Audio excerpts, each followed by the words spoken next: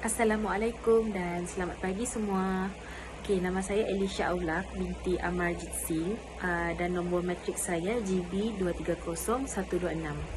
Okey, pada video hari ini saya akan membincangkan satu isu semasa dalam pendidikan yang terjadi pada masa kini, di mana kebetulan topik ataupun isu semasa yang akan diketengahkan pada kali ini merupakan topik kegemaran saya, iaitu bahasa Inggeris.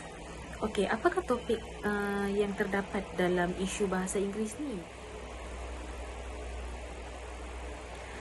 Okey, sejak dari kecil lagi, ayah saya dia sangat tekankan bahasa Inggeris dalam adik-beradik saya, di mana bukan sahaja dari segi pertuturan, malahan dari segi membaca buku, mendengar lagu, menonton cerita, semua kena dalam bahasa Inggeris. Jadi apabila saya masuk ke alam persekolahan, saya jadi apabila masuk subjek bahasa Inggeris, saya tengok, saya tahu bahasa ni.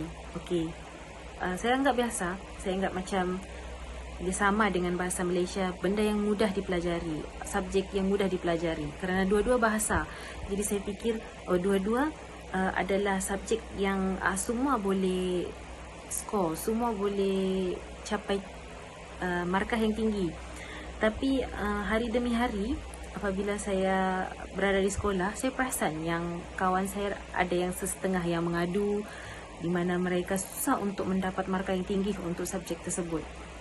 Ada yang kata subjek ni susah nak faham, macam mana nak pakai, macam mana nak guna grammar yang betul, present tense, past tense yang betul macam mana.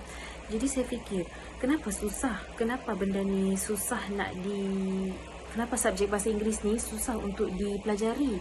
Bukankah dia sama seperti bahasa Melayu, di mana dua-dua bahasa? Jadi saya fikir, dua-dua subjek yang senang. Dan bila saya tengok dan saya dengar apa yang kawan-kawan saya, pengalaman kawan-kawan saya ataupun cara kehidupan dia orang macam mana, sangat berbeza, di mana mereka mengamalkan penggunaan bahasa Melayu sepenuhnya dalam rumah, manakala saya pula mempunyai percampuran di antara Melayu dan juga bahasa Inggeris. Jadi apabila saya lihat perbezaan di sini, barulah saya faham kenapa beliau saya, iaitu ayah saya, menekankan sangat penggunaan bahasa Inggeris di dalam rumah.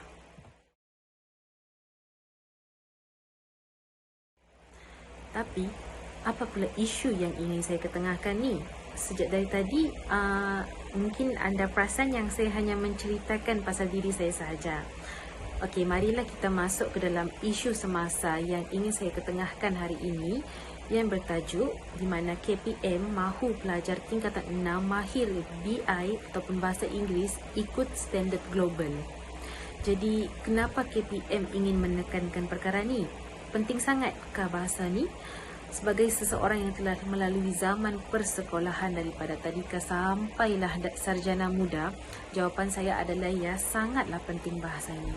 Bahasa BI ni dia sangatlah diperlukan, lebih-lebih lagi apabila seseorang anak itu dia telah melepasi fasa persekolahan menengah dan memasuki alam persekolahan seterusnya, contohnya macam tingkatan 6, asasi, matriks, diploma dan sebagainya.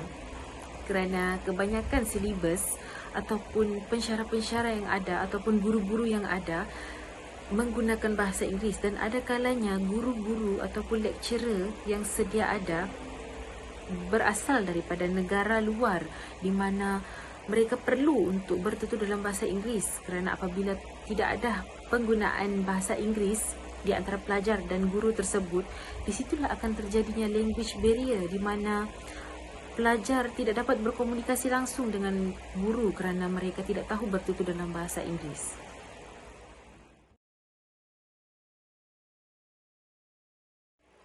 Jadi daripada inisiatif yang dilakukan oleh KPM ini, dia terdapat juga aspek positif di dalam inisiatif tersebut, iaitu ada dua yang saya akan ketengahkan dalam video ini, iaitu kesaksamaan peluang pendidikan tinggi dan juga peluang kerja. Okey, bagi aspek positif yang pertama, iaitu kesaksamaan peluang dalam pendidikan tinggi, ia bermaksud bahawa seseorang individu itu apabila dia mempunyai kemahiran bahasa Inggeris yang tinggi, dia tidak menjadi penghalang untuk ataupun diskriminasi dalam akses dan peluang untuk mencapai pendidikan yang tinggi. Jadi kerana kebanyakan program atau aktiviti yang dijalankan oleh universiti melibatkan kerjasama daripada luar negara. Jadi apabila majoriti pelajar dia mempunyai kemahiran dalam bertutur dalam bahasa Inggeris, ia tidak akan menjadi penghalang ataupun tidak akan ada satu berat sebelah di dalam kalangan pelajar untuk mengikuti program-program seperti ini, kerana pelajar mempunyai kemahiran dalam bertutur dan mereka tidak mempunyai masalah untuk menyertai program-program yang dianjurkan yang melibatkan anjuran luar negara. Okey, untuk aspek positif yang kedua pula, iaitu peluang kerja yang tinggi. Dan aspek ini sebenarnya sangatlah ditekankan kerana sebetulnya kerjaya pada masa kini memerlukan kita sebagai seorang individu untuk sekurang-kurangnya mahir dalam dua bahasa, iaitu bahasa Melayu dan juga bahasa Inggeris.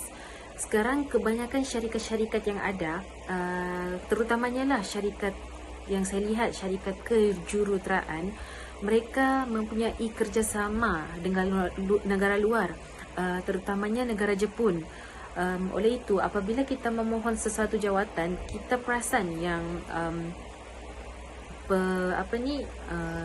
apabila kita lihat kepada permohonan tersebut, mereka akan nyatakan yang kita sekurang-kurangnya kena mahir dan fasih dalam pertuturan bahasa Inggeris, bahasa Melayu juga, tapi bahasa Inggeris pun ditekankan kerana seperti yang saya katakan, kebanyakannya syarikat-syarikat yang ada, mereka berkolaborasi dengan negara-negara luar.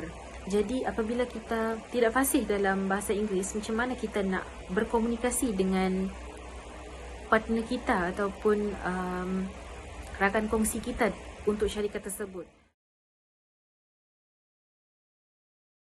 Dan sebenarnya bagi saya, tidak semestinya BI itu haruslah didedahkan daripada kecil lagi, barulah kita sebagai seorang individu itu mahir dalam bahasa ini. Tidak. Apabila kita sebagai seseorang individu itu mempunyai kesedaran yang tersendiri, kita berasa sedar macam penting lah bahasa Inggeris ni, tidak salah sebenarnya untuk kita cuba dan berusaha untuk mempelajari bahasa itu. Seperti manalah seseorang individu itu, dia meminati wayang Korea dan dia minat lagu Korea dan dia ada usaha untuk mempelajari bahasa Korea tersebut. Jadi apa salahnya kita terapkan minat dan perasaan ingin mempelajari bahasa tersebut dalam bahasa Inggeris. Oleh itu, pesanan saya lah sebagai seseorang yang mempunyai pengalaman dalam perkara-perkara sebegini, bagi pelajar-pelajar di luar sana, masih belum terlambat untuk anda sebagai seorang pelajar untuk menceburi dan menguatkan lagi penguasaan BI anda, kerana pembelajaran adalah satu proses sepanjang hayat. Itu sahaja daripada saya untuk video kali ini. Sekian dan Assalamualaikum.